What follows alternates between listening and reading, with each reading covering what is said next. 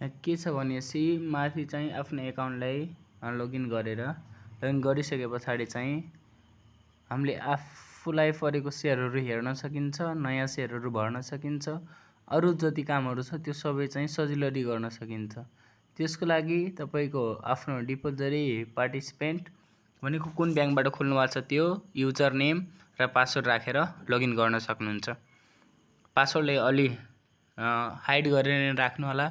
Password भनेको तपाईको एकदमै इम्पोर्टेन्ट कुरा हो। त्यसैगरी यहाँ चाहिँ जब तपाई माई एएसबीएम आउनुहुन्छ त्यसपछि माई पोर्टफोलियो देखिया छ, त्यहाँ माई पोर्टफोलियोमा क्लिक गरिसके पछाडि चाहिँ तपाईलाई परेको सेयरहरू घटेको छ कि बढेको छ भन्ने कुरा चाहिँ थाहा पाउन सक्नुहुन्छ। जस्तै कि यसमा मैले देखाइराकोमा हजुरले नै हेर्न सक्नुहुन्छ। त्यहाँ चाहिँ रेड डट देखाएको छ, रेड अनि डाउनमा छ, डाउन भनेको घटेको छ। सबै सेयरहरू आज घटेको छ, 1741 रुपैयाँ घटेको छ मेरो। त्यसैगरी तपाईले बेच्न चाहनुहुन्छ भने बेच्नको लागि सुरुमा हामीले ब्रोकर एकाउन्ट खोल्नुपर्छ। ब्रोकर एकाउन्ट कुनमा खोल्ने भन्ने कुरा चाहिँ थाहा पाउनको लागि मेरो च्यानललाई भिजिट गरेर अर्को भिडियो त्यहाँ भएको भिडियोलाई अवश्य राम्रोसँग हेर्नु होला। मजाले बुझ्नुहुन्छ कुन एकाउन्ट राम्रो हुन्छ। यदि आवश्यक परेमा हामीले अर्को भिडियो पनि बनाउने छौं, कुन एकाउन्ट बनाउँदा राम्रो हुन्छ, कुनमा एकाउन्ट खोल्ने, कुनले पैसा चाहिँ चाँडै पठाउँछ। त्यसको लागि हामी अर्कै भिडियो बनाएका छौं, त्यो युट्युबमा गएर हेर्न सक्नुहुनेछ अथवा यही भिडियोको तल्लोमा हामी लिंकहरूलाई मेन्सन गरिदिनेछौं। अब त्यति कुरा चाहिँ सकाएर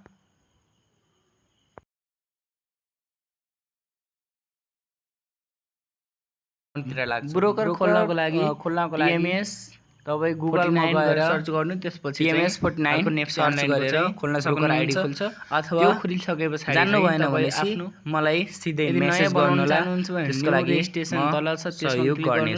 त्यसपछि यहाँ लगइन गरिसके पछाडि त्यहाँ युजर नेम र पासवर्ड अनि क्याप्चा लेखेको हुन्छ, त्यो क्याप्चा लेख्नु होला। लेखिसके पछाडि चाहिँ प्रोसेसहरु पुरा गरिसके ब्रोकर एकाउन्ट खुल्छ। हजुरले सजिलरी ब्रोकर एकाउन्ट भनेको सेकेन्डरी मार्केट हो, जुनमा चाहिँ जबसम्म हामी ब्रोकर एकाउन्ट खोल्दिनु हरेक काम चाहिँ गर्न परेको सेयरलाई बेच्न सकिदैन। यहाँनेर त्यति गरिसके पछाडि चाहिँ हामी त्यहाँ साइडमा देखिएको 3 डटमा गएर आफ्नो 3 डटमा जानु होला। 3 डटमा गइसकेपछि टप गेनर र टप लुजर हेर्न सक्नुहुन्छ। गर्दाखेरि बीसीआईएल टप गेनर टप लुजर भन्ने छ। सुपर खुदी टप गेनर भनेको कुन चाहिँ कति % बढेको छ, अहिले पुरानो धेरै छ जुन चाहिँ बढेको छ। नयाँको नियम अनुसार चाहिँ शेयर मार्केटमा 15% सर्किट अनि रिलायन्स घट्ने र बढ्ने नियमहरू एकदम राम्रो आएको छ, त्यो सबै घटेको छ।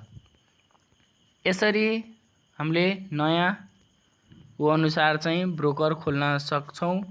त्यसैगरी बेच्नको लागि हामीलाई अरु ठाउँमा जानु पर्ने हुन्छ।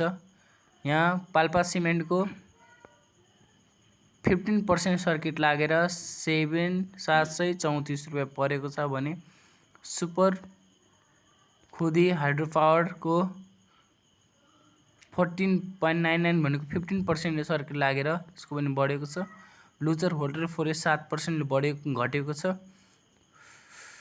त्यो जानकारी पाउनको लागि तपाईले एकदम मेहनत गरेर ब्रोकर अरु सबै कुरा चाहिँ पढ्नुपर्छ, ध्यान दिनुपर्छ। यसैगरी यसमा भिडियो बनाउँदाखेरि अर्डर म्यानेजमेन्टमा जानुपर्छ। त्यहाँ माथिनेर बाहिर अर्डर म्यानेजमेन्टमा जाने, त्यहाँबाट माथि तपाईले शेयरलाई बेच्न सक्नुहुन्छ। त्यसरी माथि चाहिँ आउँछ आईएनएसटी। आईएनएसटी मा त्यहाँ धेरै अप्सनहरु आउँछ। त्यो ठाउँमा इक्यू जनरल पब्लिकको लागि इक्यू गर्नु होला। त्यसपछि सिम्बलमा कुन शेयर परेको छ त्यसको सिम्बल नम्बर सर्च गरेर त्यहाँ चाहिँ राख्नु पर्छ। सिम्बल नम्बर राखिसके पछाडि क्वान्टिटीमा ख्याल गर्नु होला। क्वान्टिटी कतिवटा शेयर बेच्न खोज्नु भएको छ, 10 वटा, 10 किता, 20 किता क्वान्टिटी राख्नु पर्छ। क्वान्टिटी राखिसके पछाडि अर्को हाम्रो लिमिटेसन कतिमा बेच्ने भन्ने त्यसको प्राइस चाहिँ राख्नु पर्छ। प्राइस राखिसके पछाडि बल्ल चाहिँ सबमिटमा क्लिक गर्ने। बाई हो भनेपछि बाई, सेल हो भनेपछि सेलमा। यसरी हेर्न सक्नुहुन्छ। बाई टप बाई अहिले बेचिरहेको 2,31,218 जना। किन्नेको संख्या थोरै छ, किनिरहेको छैनन्। बेच्नेको सङ्ख्या धेरै छ। अनि यहाँ प्राइसमा लो price, high price, medium price भनेर देख्न सक्नुहुन्छ। प्राइसमा हेर्नुहोस् त 1749 1803 को बिचमा छ। मैले चाहिँ 1903 राखेको छु। त्यो भनेको त्यसको एभरेजमा छैन, 1749 कि 803 हो, त्यही भएर बिक्न गाह्रो छ। अब मैले कति राख्नु पर्यो भने 1803 को बिचमा म बाइतिर गरेँ, किनकि म यो सेयरलाई किनिरहेको छु, बेचिरहेको छैन। तपाईँ बेच्नुहुन्छ भनेपछि सेलतिर क्लिक गर्नु होला। यति सबै प्रोसेसहरू गरिसके पछाडि चाहिँ हामीले माथि अप्सन बाई छ, बाईमा क्लिक गरे पछाडि सेयरलाई किन्न सकिन्छ।